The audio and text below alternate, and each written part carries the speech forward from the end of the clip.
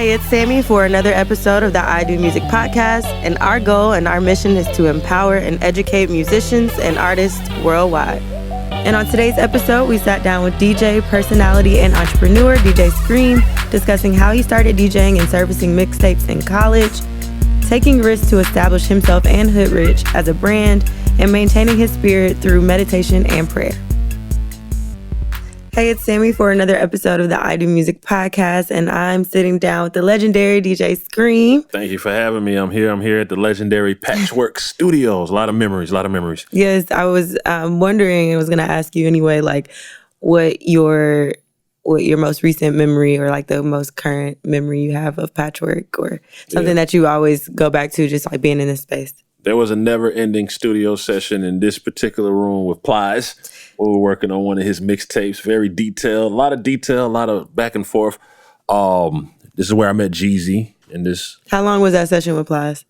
I don't remember. It was one of those. We were just here. You know, you take it too long when Kurt start looking in like, y'all doing all right? Y'all all right? All right, y'all, I'm billing y'all for this. But Plies, Gucci, Jeezy, rest in peace, my brother Shawty Low. We used to work upstairs on some things, and man, a lot of memories just in this building, legendary building, you know. Absolutely. It's cool to have you here telling your story in the same space. So it's dope. It's full circle. So born and raised in Atlanta, Georgia. Very rare. Decatur, Georgia. Cedar Grove High School alumni. I've lived a little bit of everywhere, so everybody gonna tell you I'm from here or there, but salute to Decatur, Georgia. Okay. That's where I got my what do you call it, degree? No, diploma. Yes. You know what I'm saying? What is that thing that I don't really? Yeah, it's there. Yeah, it's looks there. good. I had it. So right. East Side. Okay, let's talk about how did Scream come about?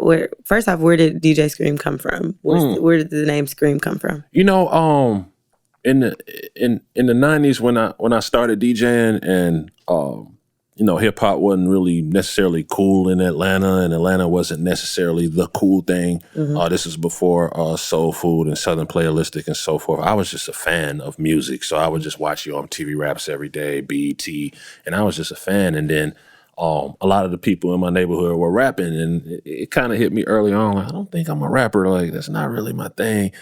Maybe I should produce. And was dead ass broke at the time. Like, I didn't know how I was gonna, get into producing at that age. Like, I don't have the money to go buy production equipment.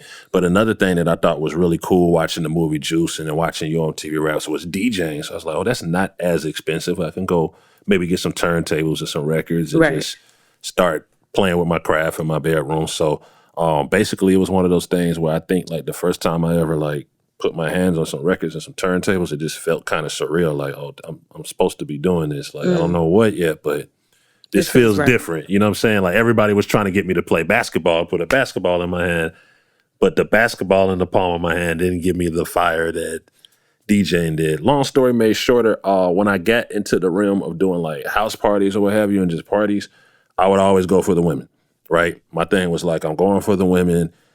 I was always very, I'll take risk, meaning as in I'll play all of your crunk music and then stop the music and play the biggest slow song.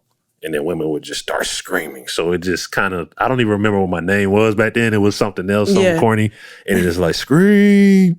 And then that's kind of how I came about, like, yo, what's up, Scream? You know what I'm saying? And it just kind of stuck from there. So that's really the honest truth.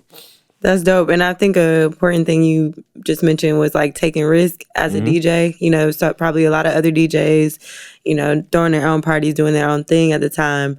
But you taking your risk might have, prompted people to want to be there at your party, Yep. That's important. So when did you start DJing? Like, how old were you? When it was like 12 or 13 is when I got my first turntables. 12 or 13? Yeah, I was 12 or 13 years old. Wow. Yeah. And I was literally, I'm not going to front like at 12 or 13 I had it figured out. I was just in my room being a fan and having records and trying to figure it out. And I remember there was a local DJ and I was asking, yo, teach me. He's like, if I teach you, you're going to be whack. Go figure it out. And I'm sitting here in my room trying to figure like this doesn't make sense. But then I would turn on the radio and listen to DJs and watch and just study. And I think that just from a DJ perspective, that's what made me a little different than everybody else because I had to learn. Like, imagine if somebody said, here's the car, drive. then you kind of come up with your own, now it might not be safe, but you kind of come up with your own style of how you drive, you know what I mean? So there is no correct way to DJ. There is no correct way to rap or sing. I tell people that want to get in the game of being a creator. There is no correct way. You know what I'm saying? Like, break the boundaries, break the rules, create your own situation, be an innovator. I love that. And we know that you were heavy in the mixtape game, like one of the pioneers to doing that, out of Atlanta, from Jeezy to, you just named everybody, Outkast, The Game, Gucci, and so on and so forth. Talk about how influential mixtapes are. It's different now. With like streaming and everything. But at the time when you were like really pushing out DJ Scream tapes. Let me tell you where the mixtapes even came from. I was always a big mixtape fan of, DJ Screw, Clue, Woo Kids, just so many names that I could name. But it came from, I went to college at Tuskegee University, right? Yeah, you were studying electrical engineering. I had a million majors, right? Whatever was going to get me the piece of paper, get me out of here, right? But I would have like my window up and on the campus and just be rocking. It was my therapy, and everybody was like, yo, I need that. Like, can you record that and sell it to me? I'm a Capricorn. I'm going to sell you whatever you want. You want what? Facts. So I would record my live mixes, me and my partner Caesar, around campus, and just kind of slang them from there. DJ Caesar was a close friend of mine to this day, and we went to Tuskegee University together and kind of like reigned and were the biggest DJs in that area, campus. Right? Gotcha. At that time. So, long story short, then the phone started ringing more too for parties. It went from doing one party a week to like 2-3 parties a week to, hey, I'm in Auburn, I'm in Alabama State, I'm in Alabama A&M, I got your mixtape. I'm like, but bootlegging. So then the marketing and promo part of me was like, I don't think now I'll ever stop doing mixtapes because they spread. Right. You know what I'm saying? Right. And I control this. I control what happens, meaning as in if I want you to hear my voice, I can start the whole mixtape before you hear T.I. or whoever. You got to hear, hey, it's DJ Scream. Oh, it's so annoying. I wish you would shut up. Hey, well, you know who I am. You know what I'm saying? So from a promotional and marketing standpoint, when I graduated from Tuskegee and came back to Atlanta again, I had to be creative. Like, I couldn't walk into, at the time, it was like the Bounce and Vision and all these clubs and just go, DJ, right. Who are you? Right. You know what I'm saying? So I said, you know what? I'm going to go another path.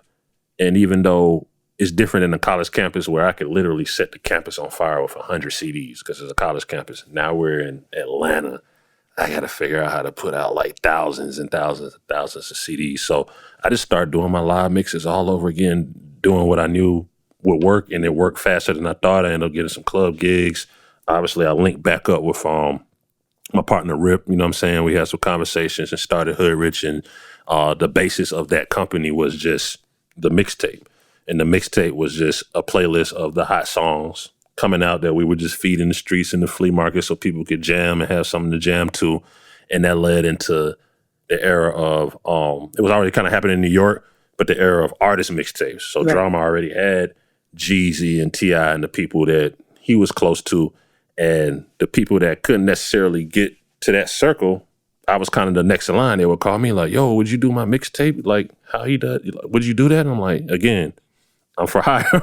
I'm here to work. You know what I'm saying? Yeah. So it started off with the people I know and went to high school with, like the Trillvilles and the Crime Mobs and the people I was cool with, you know what I'm saying? And then we just start doing tapes, and it kind of just was a domino effect from there, from Trillville to Crime Mob to Soulja Boy to Shawty Lo to D4L to Rocco to Plies to Juicy J to Project Pat to tapes I'm still supposed to be doing with people I didn't get around to doing to Rick Ross to Migos to Future to Two Chainz. Like, it just became a domino effect. And I think a lot of that was just our willingness just to, I wanted to work. I'm still a fan. Right. So like a surreal moment was Juicy J or Project Pat calling me like, like, you want me? You want me? Like, I grew up on y'all. So even to this day, man, when I get those phone calls from, you know, what I consider my childhood idols and I get a chance to work with them, you know, I'm gonna work with them. These are my childhood idols. And then I keep myself linked to young people. So sometimes they're like, who is this? Like one time I had Mia X coming to the radio station. Who's me? Look, I'm finna tell y'all who Mia X is since before Cardi B and all these other people. Like, this is the foundation of what it is. You need that. You need that. And that was another thing that I admire about you just from the outside looking in. I have a lot of friends who work closely with you that are like my peers and my counterparts or whatever. And it just feels like you do and you have continued to put people in positions to win. Why is that important to you? Like, to not only help yourself, but also helping those around you? Like, you've mentioned a lot of people already just off the strength of you working alongside with them. But I mean, you have your brand, like you have Hoodrich. It's almost, I mean, even for me personally, like these are like our babies, like things that we've been working on for years, right? And you for years, but to add other people in that, to trust people to come along on that journey and then also put them on, that's, I think, very admirable. And it's the only way, because I think there was so many doors shut in my face, right? And it was kind of like, just being the spiritual person that I am, it was kind of like inside of me, I always knew, like, to some extent, this is going to work, right? I still remember when the basketball and the record, right? To some extent, this is going to work, but let me have a purpose. Let me make a pact to myself that when I get into a position to open the door, then I will open the door. Now, there are things that come with me opening that door. You're going to have to work hard. Not just work, you're going to have to work hard. You know what I'm saying? You're going to have to not take it for granted. So that's another thing that I've been blessed to kind of look and to read people and to make sure, like, is this what you really want? Everybody wants to do music, right? Everybody. Until they start doing music. You're like, I don't know right? this, And they're like, yo, this is like harder than my job. Yeah, you're right. You know what I'm saying? But again, when you get back to the creative part of it and being a creator, like, you got to have a certain passion for it. And that passion is going to come with you having to make sacrifices. And it takes a lot to get in a particular situation. So that's the biggest thing that I try to teach the people around me. Like, look, it's not going to happen overnight. You're going to have to work hard. I'm going to tell you all of the obstacles. Anybody can tell you, yo, you can make this type of money. You can be this. You can be popular. You can get into events free. They can tell you all the nice stuff. But who's going to tell you the real, like, who's going to tell you about the struggle and the sacrifice that you got to make to get to that point, you know? Can we talk about those things? Like, how was it challenging for you? I know, how challenging was it for you early on to make that name for yourself? Obviously, you servicing the streets with the mixtapes, you putting your name out there, putting yourself out there as a DJ, but like even crossing over and getting into Sirius, getting into terrestrial radio, which we'll talk about too, being the DJ behind many notable mixtapes. We see those things, but what did it really take you to do? You know, like, what sacrifices do you remember making? Like, dang, you know, I could eat or I could. There you go. And I think that's the first thing. Like, you have to put broke in perspective. You know what I'm saying? Like, when people say broke, I was like, yeah, you might be broke, but I was broke. Right. You know what I'm saying? Like dead as broke. Really, like, yeah. Like, people thought, but like they thought I was like, yo, he's tripping. He wants to be this big DJ, but he has a degree from Tuskegee University. I'm like, yo, and thank you for that experience, but that's not what's right here. If I start something, I'm gonna finish it. So when I stepped in there, even though 2 years in, I'm like, I should really leave now. I'm gonna finish it because I like to finish what I start. But coming back from that, again, being in the area in Tuskegee where I probably could have DJ'd the rest of my life, the overhead is different and everything, and just did college parties. No, I wanted to come back to where I am, where I'm from, and fight the fight that came with being broke. Like, here's my college degree, here's my $20 bill. I got to make it happen. You see what I'm saying? So I think that's the first thing when people say, well, how can I intern and pay my bills? That had nothing to do with me. You said you wanted to be in the music industry. You said you wanted to, like, the first thing that you're going to have to do is learn the music industry. You see what I'm saying? And that's not going to come with somebody reaching in their pocket or cutting you a check to do this. That's just not how it works, regardless of where you go. You see what I'm saying? So I think that the first thing you have to embrace is being broke and going through the struggle. Because now I look back at it and I can laugh at it like, yo, I remember it was bad. but I can laugh at it because I think, again, inside of me, I always knew and felt like to some extent this is going to work. You know what I'm saying? Like I'm spiritually connected enough to know that I'm not wasting my time. It might not work today or tomorrow, but if I stay down, do what I'm supposed to do, make my pact with myself, honor my pact, that to some extent is going to work, you know? Absolutely. So let's talk about the radio side. Like, I know, well, first off, you said you established Hoodrich Entertainment.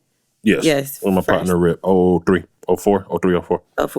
Okay, so what the mixtapes encouraged you to start that as a business, yes? And where did Hood? It really came from parties. We were doing parties at the Atrium, and those parties at the Atrium were Crime Mob, Trillville, Southside Mafia. It's like all these people, and it was just high school parties, and they were just huge, like 3,000-4,000 kids.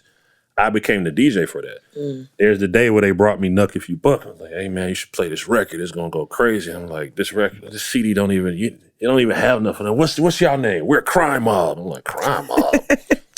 Play this Crime Mob. I play Nuck If You Buck. I'm like, oh man. Fast forward 20 years later. To this day. You know what I'm saying? To this day, it goes crazy. A lot of those records were broken in the Atrium. Crime Mob, Trillville, Young Capone, now known as Rah Rah. A lot of those records were both broken in the Atrium. Like Travis Porter, when I first met them, was like, yo, we were little kids in the Atrium when you were DJing, you're a legend, all this other stuff. So when that kind of interview you did with them, or like maybe not it was like some video you did with them. It was a long time ago though. Yeah. And I was like, wow, like you've been around for the start. Like, that's cool to see. Like, how does it feel to see, like, even at a One Music Fest experience where, you know, they're bringing like all these like Atlanta acts back, and like what that impact those songs still do? Again, I want to remind people, in 1992, 93, we had Booty Shake popping in Atlanta, Freaknik and everything. It wasn't cool. We wasn't cool. Like, there was some people that had to go to New York and LA and different places and get booed. And I understand, that's why I pay homage to them. Like, they had to go through that type of struggle. I had to go through another type of struggle. It's like a Southern mixtape DJ, huh? Like, it was unheard of. Like, there was Jelly and then there was certain people, but it was kind of like I had to go through these struggles. The thought of having a show on satellite radio, like the program director, shouts to Leo, like, the thought of doing that at the time is like, you gonna do what? Like, you know what I mean? It's politically not correct. So when I look up and I see that Nuck If You Buck is a timeless record, that Beyonce can pay tribute to Shawty Lo, who's passed on in her set, shouts to my partner Tank, when you see how timeless and how massive Swag Surfing is. When I remember when that record was first sent to me before it was out early on, like all of these records became like timeless records, you know what I'm saying? I think it's massively super dope. How do you know when a record is a hit? A feeling, it's kind of like a feeling you get. You know when a record is a hit, but then you kind of start to know when a record is going to be timeless. Like, Yola the Great ain't going to let up. It's withstood the test of time. Juvenile, back that ass up. It's withstood the test of time. I think that there's some dope records that came out this year, last year, year before that and all that, but I don't know if we'll be talking about them 2-3 years from now. You know what I'm saying? But it's a feeling. But do you think there are any, as someone who's been in several sessions, you understand like what elements, if you could, to an independent artist that's listening or producer, what elements in the record make you feel like it's going to be timeless at some point? Where can you connect those timeless records? I'm a big fan of 808 and the right 808s, just from a more technical standpoint. You know, the 808 used properly can make, 808 is a science. It can make women dance. Like, if the right song comes on, you jump up and start dancing. Period. Right? You see what I'm saying? The right songs, I don't dance, but the right song, I get moving. So I think that there's a lot of power in that 808 and mixed properly with the other instruments from a production standpoint. That's the foundation of a hit. I think from the lyrical standpoint, again, what's your purpose with this song? You know what I'm saying? It might not seem that back that ass up doesn't have a purpose. What are you talking about, Scream? It has a purpose. Right. You know what I'm saying? It's to make women lose their mind after a long day of work or bullshit. Like, oh, that's my song. You know what I'm saying? Swag surfing represents unity. Unity, right. I have never in all my years seen people swag surfing and fight, ever. Period. Never seen it. Like, you can play certain records and it's going to be, when swag surfing comes on, I love you, man. Partner. I love you. You know what I'm saying? You swagging left and right. So I think that purpose is a very big part of it from the writer standpoint. And then, like I said, from the producer standpoint, you just gotta mix them instruments right with that 808. How did you come up with the name Hoodrich? It was Rips. And he was kind of like, yo, I got this company, man, Hoodrich Entertainment, whoop, whoop, whoop. At that time, like I said, we were just doing these parties, and then we became partners in it.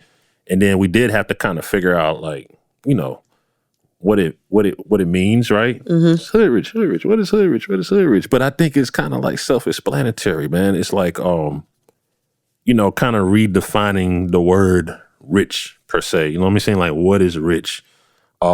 Rich is happiness. Rich is being able to help other people achieve their dreams. You know what I'm saying? It's kind of like a redefinition of it. Like, it's not just, we know that Birdman coined the term, and he said hood rich back then. And yeah, we like nice things and we love the culture and we love everything that comes along with it. But the purpose for us has always been to, as two natives of Atlanta, to help to keep Atlanta at the forefront of music. That was the purpose when we sat down. It's like, okay, how are we going to do it? How are we going to make you DJ Scream the biggest thing? How are we going to help other artists?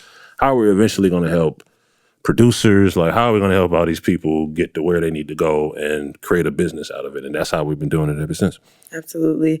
You spoke about marketing and branding, just like with doing the mixtapes and like putting your name out there and like just even thinking that way at that time. I'm curious as to why that is so important to you.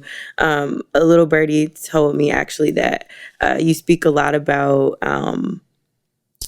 staying ahead of the curve. Yeah. And I know that birdie too. Staying ahead of the curve, and even with making the decision to get a platform with Sirius, and then being there for years, but then moving over to terrestrial radio, which to some from the outside looking in could be not it's not backwards, but it could be, because like, you know we're moving towards digital, but like for you, I'm assuming that, well, first, I still do both. Like, this is the thing. Right. The Sirius show is like heritage at this point. It's 13 years. Yeah. You know what I'm saying? How did you get the show? I just got a call. We want you to do this mixtape shit on air the same way. No format. I'm like, all right, you start Saturday. Oh, shit. Okay, cool. And then 13 years. 13 years of Waka's first interview, Future's first on-air interview. I would say, yeah, Titty Boy's first interview on air. And it's just some people just, they love the Sirius show. Like, people love it. Like, they be on me hard. Like, yo, we love this. We can't get enough of this, and so forth and so forth. I was at Hyde, and then I got an opportunity at iHeart, and it was very important to me after years and years of touring and, getting married, just kind of, structuring myself to make sure that right here at home I could have more of a voice. Because there's some people in Atlanta that don't have Sirius. They don't understand it. Like, you talking about when we get the rental car and we can so I got to rent a car to listen to you? Like, they don't all the way get it. So it's important for me to be able to connect. Be in more places. That was my point too. Yeah. Though, is that like, you provide insight, like after years of doing the Sirius show, and then going to terrestrial radio, provide insight on staying ahead of the curve and how you decided to make that move to like further your brand and your career. Like, Hoodrich now is not just... That's the risk taker of me, because some people thought I was out of my mind to leave the prior radio station for the new one, but that's the risk taker in me. I don't like nothing that's too... I don't make nothing too big. So again, like I said, my meditation in my spirit was like, yo, it's time to move on. And when I feel like it's time to move on, wrong or right, then I'm going to move on. I've taken all type of risks. I'll take one today. I'll take one tomorrow. You know what I'm saying? Like, you have to, because think about the people who might have been with whoever they were with that wouldn't take the risk and step forward and be with Steve Jobs and Apple. Sorry. Now they're on the outside. Let me in. Well, no, we had an open door and you didn't want to take a risk. So there is no reward without risk. I mean, that's just one of the most like accurate phrases ever. You know what I'm saying? So What was the first risk that you feel like you took that that you gained a huge reward from? A lot of people don't know, when I graduated college, I went on the tour for some time with Montel Jordan, came back after that ended, and I was working at Guitar Center. So I was the person slinging everything at Guitar Center. Like, everybody's coming in. I'm talking about DJ Toomps and Brian Michael Cox's, all these people coming in, buying all this stuff from me. Then one day, I think it was Mr. College Parker, somebody was like, yo, bro, what are you doing here? And it kind of hit me like, what am I doing here? You know what I'm saying? Like, everybody that comes in here no longer knows me as my government, the salesman. They know me as Scream. The manager's starting to call me Scream. Maybe I've outgrown this situation. I walked out on the job. You know what I'm saying? Again, this is another moment of, well, you know, you got to pay your rent. I'm staying with my family member at the time. You know, you got to pay your rent in 3 weeks. You're going to be able to pay it, that rent. And then the one after that, and the one after that. I said, I mean, I could pay the one in 3 weeks. I don't know what I'm going to do after that, but it's going to work itself out. You know what I'm saying? Yeah. And the crazy thing about that, not to make it a Cinderella story, is I got a call 2.5 weeks later to go and tour a crime. True story. You know what I'm saying? So it's not always going to work out that way. There's going to be some empty pockets. Like I said, I was very lost after the Montel Jordan tour of, well, I said I wanted to go on tour. I thought that was going to be the end of it. And I'll be out of here forever. I'll just be touring the rest of my life. Tour's in. Everything ends. What are you going to do when it ends? I have to sit around and think about how media is changing from this radio, this podcast, this, that. There's already seeds being planted on my end to make sure that I can continue to be relevant and keep going. I already saw it. The mixtapes. When we were physically doing the mixtapes, I already saw digital coming. Mm-hmm. Yo, what's up? My name is DJ Scream, live mixtapes. Yo, bro, can I put my mixtapes on? You see what I'm saying? I already saw when Apple starts saying, make your own mixtape the way you want it, streaming. Oh, they coming for us, right? I already saw it. You know what I do? I join them. I start doing playlists. Can't be the turtle that just kind of gets left behind in the past. You got to move with the times. Move with the times and never compromise yourself, right? But you got to move with the times and stay at least with or ahead of the curve. That's the only way you stay relevant. Absolutely. You answered that perfectly. Being a native of Atlanta and having worked with all of these people, I'm wondering how you feel about the city now, like currently, what's coming out, how it's changed for the worse or the better. Because you usually will put on for old Atlanta, like you bring out a Fabo or, you know, speaking of crime mobs and like all these people that you've watched their careers blossom. But yeah, just curious to know, like, you're still in it. I love it. I love it. I also see all the stuff that's coming out. I also did one of Young Thug's earlier mixtapes. Gunna let me know that I did, I think, his best friend's mixtape. Did you? Yeah, you know what I'm saying? The SPC mixtape. Yeah. I love it, man. It's important, and now that you're the OG, it's important that we don't take it for granted, because I always go back to this 93, 92 when we were trying to get in. So now it might seem easier. It's kind of like the civil rights thing. It's easy to walk to the front of the bus or the back. But do you know what all went to get in there? You see what I'm saying? So we went a lot to get to this point of being on the top of music, having the top producers, having the top artists, staying on the top of Billboard charts and media-based charts, and when there was 106 Park, staying on the top of those charts. A lot came into that, and we have to understand that this is our cash crop. There's a lot of people that eat off of entertainment and what artists do. So don't take it for granted. Everything is going on within the culture, and it is what it is. It is what it is, but let's not take it for granted. That's the only message I have for the young people. What you want to wear, what you want to drink, how you want to look, and your flavor, and I love it. Because they thought Andre 3000 was crazy, right? And he's a person that innovated and he set new standards. So yeah, I love it, to be honest. Absolutely. And even too with your platform, like I see that you really put on for like independent artists, and y'all always have like the first interview or like, you know, just people that you may not have even thought, like they might not do hip hop or, you know, you have like all these different people. Who's somebody recently that you've been able to sit down and talk to that you enjoy? That question was coming. Yeah. I mean, you don't have to. Well, this is the thing. The mixtape mentality, you have to be on point. Right, true. You have to have the record first. You have to know the artist first. So even though I can't front like a lot of me now keeping up is the people around me keeping up, but I'm always picking their brain. Like, so what you listening to? What are you listening to? What are you listening to? And I kind of try to keep up that way, because that's another part of, there's this whole formula to relevancy and the conversation and you being in the conversation. The young homie that might not have blown up yet, you know what I'm saying? Like, let's take, for instance, Meg Thee Stallion, right? Big shouts out to Hot Rod. He bring, yo, I'm bringing Meg Thee Stallion, man. Who? She's from Texas. She's hot. She freestyles. I'm bringing her to you. I'm like, all right, cool. I want to see what this whole Meg Thee Stallion thing is about. Meg Thee Stallion walks in, get money. I'm finna do, like, whoa, slow down now. Let's get money. You know what I'm saying? We throw on the Get Money instrumental. She goes crazy. We put it out. It goes viral. I'm the first to play a record, and so forth and so forth and so forth. And that's a moment that has been recreated so many times, because it takes a pure heart to allow someone to come to your radio station. It has to be through people that I trust. It can't just be anybody, right? But it takes a pure heart to have somebody come to your radio station that you don't know, never met. And this is even deeper. And I embrace females, but this is a female rapper that's coming to my radio show and asked me for Get Money. Right. You know what I'm saying? But she took the risk, she proved and herself. She stood up on it. You know what I'm saying? So those are moments that just get recreated time and time again, because that's really like the fan in me. I want to know what's next. What's next? I run through music so fast. I'm just like the younger people, like 2 days, what's next? Right. You know what I'm saying? I want to hear some more new music. That's what I was going to say. Like, are you ever overwhelmed with the amount of music that you get or have to cipher through? I take my no music day. Right? I take one day to... You have a no music day. I have a no music day. What are you doing on that day?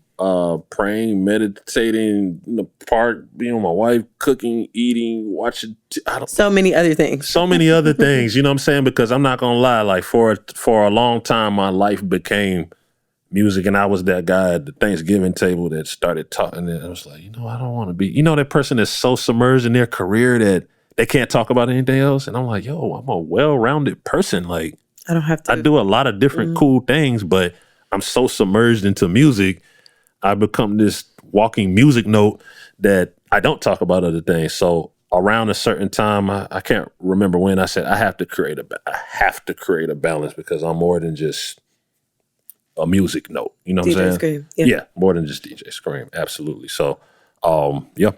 That's dope. That's a good self-awareness. Mm-hmm. You've talked about meditating, your spirituality, and praying countless times.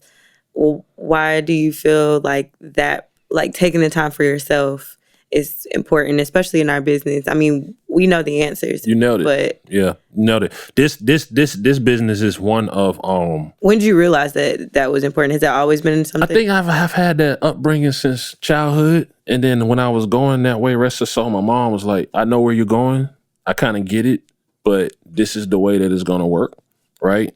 There's so many things that you can involve yourself in entertainment, and I see so many people start to involve themselves only because other people kind of pressure them to. You know what I'm saying? I'm the person that comes in the room. If I'm not drinking, I'm not drinking. Oh, you're being lame. You're right. Today, I'm not drinking. Do I drink? Yes. Guess what? Today, I don't want to drink. You know what I'm saying? It's like having that, being that independent, being yourself, like, this is what I am, this is who I am, and then people start to respect it. So then, now you enter the room and it's different. Oh, he's probably not drinking today. No, I want to drink. For real? Yeah. You know what I'm saying? Yeah, I do. You created your own identity. Yeah. And I think that if you walk around dressing like everybody, looking like everybody, doing what everybody else does, then you're just, you want to understand why your situation is not standing out and you're not accomplishing certain things. You're no different than anybody else. You see what I'm saying? You haven't set yourself apart from everybody else. So part of that praying and that spirituality, I say a little 30-second prayer before I do anything. I said it before I came in here, just so the energy will be a positive. You see what I'm saying? That's another thing people ask, like, why haven't you had no crazy up crazy at your radio show? I don't want that. That's not how I want it. You know what I'm saying? I want good energy, because I could be a loose cannon too, so I don't want all that, right? Mm-hmm. There's other things. So I say a little prayer or affirmation before almost anything, just so the energy will be right, and just so whatever is supposed to happen or come from whatever situation will. Hey, look, I'm not here to preach to say everybody got to be me, Right. But if a lot of people just sat there and gave a few minutes to think about what they're about to do or say, it could change everything. Think about how many situations in life have been people just not thinking about what they're about to do. Mm-hmm. So some self-reflection for everyone could work, be it whatever vice you use to do that, be it meditation or prayer or, just spending some time with yourself. I think we get so caught up with like social media and being seen and like, especially, like that. I think even for like me and my peers, it's always like, you got to be here, you got to be in this place, you got to do this because we getting our feet wet, you know what I mean? But I know I had to take a step back. Well, and you should. Like, there was a time on the come up, I was in the club 6 nights a week. Me and MLK, he'll tell you, we're 6 nights a week, every night in there just trying to, make a name for ourselves. But notice I said 6, not 7. Right. I got to go see my family. You know what I'm saying? Like, you gotta create a balance. What are you doing this for anyway? You're doing it for the betterment of your family and the people around you. So create a balance. That's all I'm saying. It's not to preach. Have fun and enjoy it, because I also said be passionate about it, which is another part of it. But you have to create a balance. Because if forbid it doesn't work out, then what else do you have? And that creates depression and anxiety and all that stuff. So. Absolutely. I'm happy you said that. And then you also mentioned like your connections, having a trusted someone you trust is usually the window in to saying like, yeah, I'm gonna do this or whatever. How important have your relationship or significant have your relationships been in the course of your career? I'm sure very significant, but like why is it, when people talk about DJ Scream, what are they saying about DJ Scream, your reputation and those things along that line? Yeah, that's priceless to me. So it's always been important for me to do what I say I'm going to do. And there's sometimes you find yourself in situations like, wow, I said that, I committed to that. Today's not the day or this, that. But you have to keep your word because that's all you have. A lot of people think that you're in the industry to make money, right? I always take it the best type of what's the word comparison I know how to make is the streets. If you're in the streets and you're doing what you're doing in the streets, and the streets has ups and downs, and let's say you get arrested or something happens in the streets, then when you get out of jail, generally your money's confiscated, everything is confiscated. All you have is your word to bounce back and to get more product or whatever the case is, and to keep moving. That's all you have. You don't have any money. So the money, what people got to understand is, it's crazy. If you watch a Diddy interview, he'll tell you like there was a time where the money got funny. Like, whoa, Diddy's money, you're Diddy. Right. I stopped riding private jets and get on domestic because a couple of investments and the money got funny. The money's always gonna do that. That's just the energy flow. That's just how it goes, right? When you have a name and you have your word and you're honorable, then people will come support you. You know what I'm saying? People kind of, like you say, social media, they'll look at a person, they might go through something. Well, I don't want to support that person because they ain't do right. They ain't do me right. They didn't do this right. We'll pray for them or whatever. If you're an honorable person, look, Nipsey Hussle, rest his soul, a person that I met several times, honorable person. Mm-hmm. It didn't hit us all just because he was a great rapper. He was, but because he was an honorable person. Mm-hmm. So before you do anything, make sure your name is good, regardless of what you're doing. If you're the person handing out T-shirts, if you're the promoter, just make sure your name is good. Make sure that people respect you, because that also changes the energy when you walk into a room or when you walk into a meeting. People are happy to see you as opposed to, oh, no, not this person. And there's people like that in the industry. It is what it is. And some of them get to a certain point. But when you get to that point where you have to overcome some type of obstacle, you're going to need other people. You can't do it by yourself. You know what I'm saying? And those people are only going to support you based on your reputation. Absolutely. Mm-hmm. You, I'm sure, explore things outside of music. Are you looking to get into any other ventures, businesses? Yes. What are we doing? Yes. I can't let all the secrets out. Why not? That's why you're here. No, I tell people the same thing when they come to my radio show. Isn't it so weird to be on the other end sometimes? Yeah. I think ownership is really important to me. So obviously I've been doing some things that entail property, You know what I'm saying? Because ownership is important, community is important, health is important. You know what I'm saying? So I'm planting some seeds to try to inspire people to do certain things in a healthier manner. If you do this, cool, it is what it is, but there's ways to do it in a healthier manner. Those are some of the things. And I mean, I'm still so deeply, still a lot of music, you know what I'm saying? And there's music that is playing in my head and records and things that I want to be presented to the world, just not quite time yet. But obviously, mainly still music, but definitely working on some other endeavors, yeah. Cool. That's what's up. What's the last thing you read? I know that you... I read the Rick Ross book, Oh. Hurricanes. I read that a week ago, and that was super dope. Salute to him. Yeah. Before that, I read a lot of Stuart Wilde books. I read a lot this year. This year, I challenged myself to do a book a month, and I found myself doing 2 or 3 because I'm just enjoying it and just learning and just having that day, like I said, just to do something outside of music. But definitely salute the Ross book. A lot of Stuart Wilde books. I can't remember. There's so many books. So many books. That's I read good, a lot though, of books. that you have been reading. I think I saw Karen Civil or somebody saying that they were looking for more books to read because she was like reading so many a month. I need to challenge myself to do the same. You learn so much reading books. Yeah. Like I can tell you something and then it may or may not sit with you. Scream told me this, but if you read it, it's just something about reading it. Like you feel like it's your secret. You know what I'm saying? You're the same with like writing things down and like, putting things on paper and manifesting. I think that kind of applies. Yeah. So you've been named like DJ of the Year. You've gotten all these like accolades. MTV, I think, named you DJ of the Year in 2010. I think they did. And, but I'm curious to know, like, do you feel like you get the recognition or the credit you deserve for the careers you've influenced over the years, even if you're not seeking credit for it? I'm not asking you to be like cocky or anything, but I just want to know if you feel that way. Yeah. That's a great question. I mean, I can only go off of, I follow the people more than the industry. I always have, right? So when I'm just being me and just minding my business, then people always come tell me the great things that I've done and so forth and so forth. And I shake their hand and show them love and appreciate the love and so forth. But everybody's created different. Like, I'm just not a being that, I'm not saying it doesn't matter. I'm very grateful for it. But if I don't win today, what does yesterday's win matter? It just, I'm trying to win today. You know what I'm saying? So it is, I say about a month and a half ago, it made me feel good. You know what I'm saying? And it's rare that I get caught up in a moment or my emotion and so forth, but a middle-aged white woman walked up to me in the grocery store and said, "Are you DJ Scream?" And I'm like, that just depends on what's going on here, right?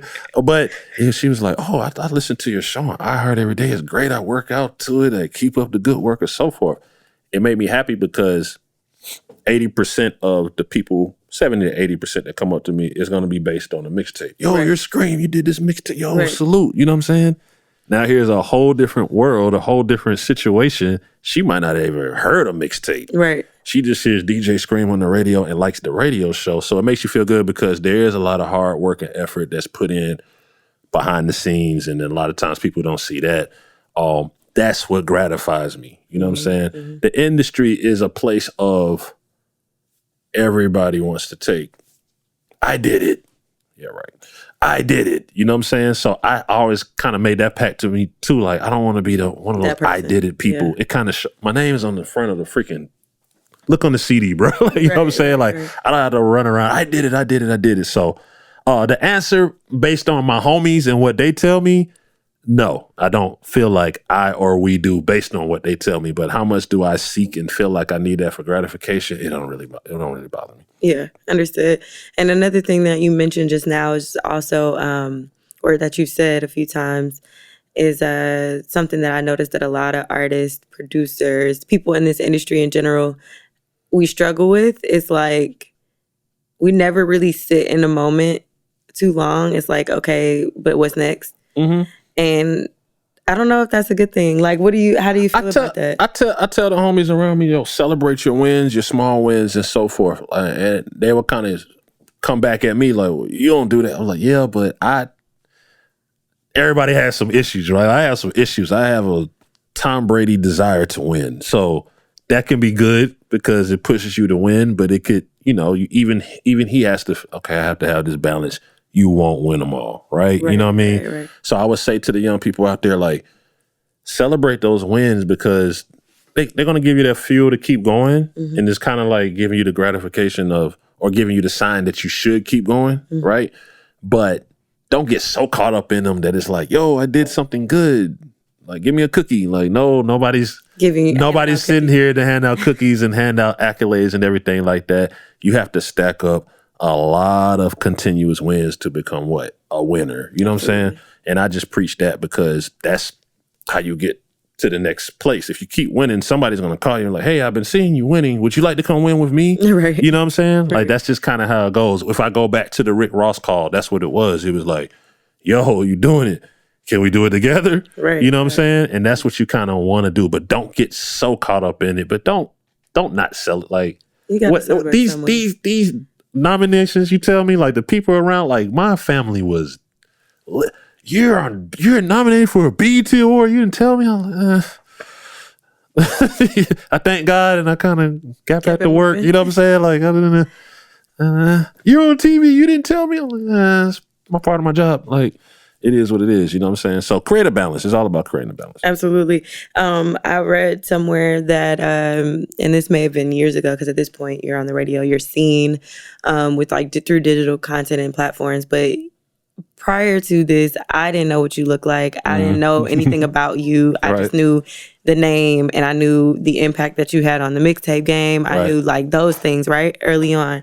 But I read somewhere they're like, DJ Scream is doing all these things, but he continues to maintain some level of secrecy about himself. I know where that came from too. You do? Look, you be reading. Nah, I don't like. I value my life. You know what I'm saying? Like, I have a life. Like, I do a lot of cool things. You know what I'm saying? And granted, in that life, you're gonna have people that approach you and that either want to praise you, bug you, do whatever the case is, right? But again, like, you're only into, you do what you do. You have a whole list of why you do it and what makes you tick and why you do it, right? I have never been here for the fame and the famous, and that's not even me. You know what I'm saying? It's almost an accident. You know what I'm saying? If you ask my partner, Rip, then he was like, yo, bro, you got to get some clothes, some jewelry, and, you Scream now, man. You know what I'm saying? You got to get you got to turn up a little bit, man. I'm like, no, bro, I'm cool, man. I'll just wear my little hoodie and my dingy pants. Like, no, you can't do that now, man. You're playing with the big boys and stuff. But I'm a team player. So a lot of times it's like, all right, well, I have to do this because I don't want to fit in like everybody else, but it does make sense to do it. And to be honest, when I started to really study the science of, influencing other people, I see people right now, bro, what's up, OG, man? That Che hard.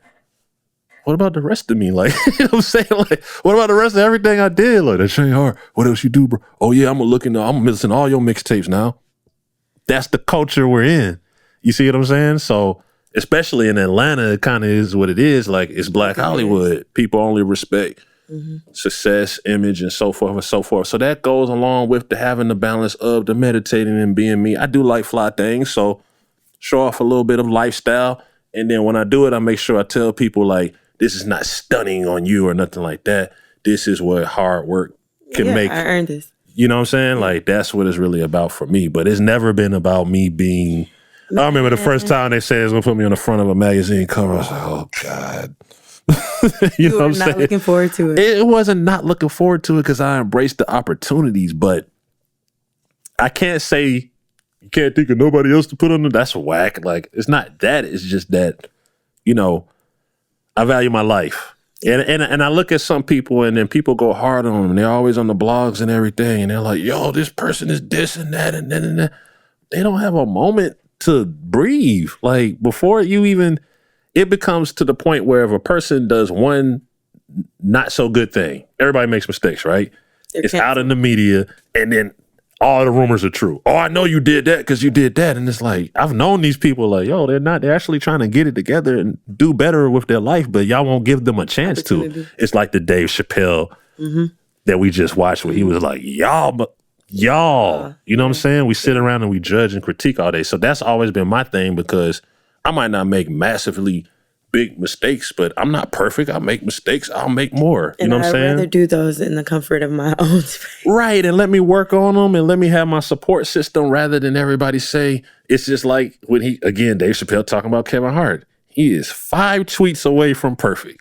You know what I'm saying? So I've already prepared in my head if one day, and it's going to be harder for me because me and my team would just talk like, yo, Scream, we're going to have to go from 2 or 3 social media posts a month to at least 2 a week. And I'm like, you know what I mean? But I get it. You know what I'm saying? If the day and the moment comes that I tripped and fell and bust my lip, then whatever. You know what I'm saying? Like, you have to be comfortable in your own skin and just kind of keep it moving. But that's what that's always been about. I never seeked the fame. You know what I'm saying? And then the flip side of that is when you don't seek it, here it comes. Everybody gravitates to it. Yo. It's a mystique. It's a mystique. Exactly. We're curious. Then you got the other people that are seeking it and clouding it, and nobody cares. It's like they look corny. So I never wanted to be in that space. Absolutely. Mm-hmm. Well, congrats on recently being married. I know it's been a little time. You've been settled into the marriage at this point a little bit. We're nice and settled. Well, congrats. And how has it been with like balancing? I know you said you put yourself in a position with the radio thing to kind of like lay down that foundation so you can spend time.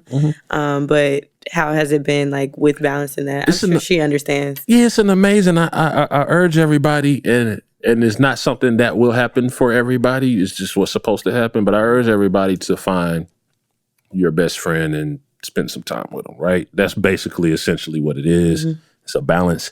It's also good because a woman will tell you when your ish stink. So that's a big part of my coach. Like, she'll tell me, that's not right. You're not doing that right. You're tripping. You're doing this. You're doing this. And we kind of feed off of each other and support each other. So, again, I think that the cool thing is there was an era in hip hop where it's like, you can't tell people you can't have a woman. Like, you know what I mean?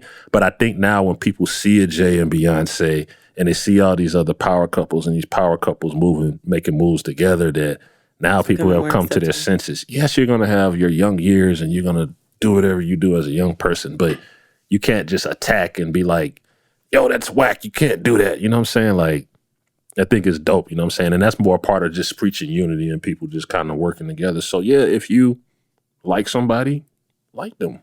Let them like you back, see where it goes. You know what I'm saying? Yes, absolutely. Well, I'm happy for all of your success so far. Thank you. Still working. I know. Yes. Every day. Got to win today. This is a win, though. This is a win. You were able to tell your story for yourself. And I know there will be much more success in the future. I'm excited for the new ventures. You. Likewise, salute to you. Definitely see you working hard. Absolutely. Thank you so much. And could you tell them where they can find DJ Scream? Yes, DJ Scream, my 2 posts a month on Instagram. No, 2 posts a week. We moving forward. We moving forward. DJ Scream on Instagram, DJ Scream on Twitter. Of course, hoodrichladio.com, djscreamtv.com. And, iHeartRadio, Hoodrich Radio is Monday through Friday. Now afternoons, 3 p.m. to 7 p.m. And then we have Uncut Saturday night Sirius XM Hip Hop Nation, 10 p.m. Eastern to midnight Eastern. And we got a lot of stuff coming, a lot of media, podcasts, sports podcasts, other podcasts coming. So cool. Definitely just be on the lookout. I don't like the whole, 2020 is going to be this type of year. But as we move into this new decade and this new year, I'm really looking forward and humbled by the thought of maybe people talking about me in 2030 and me mattering in 2030. You know what I'm saying? Like now I look back to 2005 when I was grinding and trying to get people to talk about me, and fast forward to 10. And everybody was talking about me, and fast forward to 2020, and it's like people are still talking. Like that's the humility in me and what matters to me most. I always say, you might be better off, and this is just an analogy, making $100,000, $250 a year the rest of your life than making $1 million 1 year out of your life and then never. You see what I'm saying? It again, right. So focus a little bit on your brand and your career of what are you going to do next year? Mm-hmm.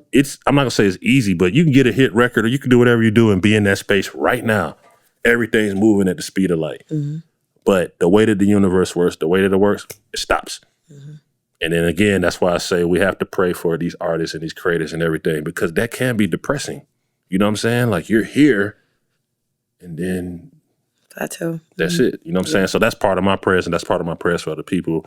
being consistent, remaining relevant, and you know what I mean, doing people right. You're gonna see them same people on the way up and down and up and down. You know what I mean? Yes, absolutely. You're doing it. You're doing it. I appreciate you and what you provide to our culture and putting Much on for the love. city always. Much Yes. love. Much love. As always, you guys can find this podcast at IDM Podcast on social media, as well as myself at Sammy Approved on all social media platforms.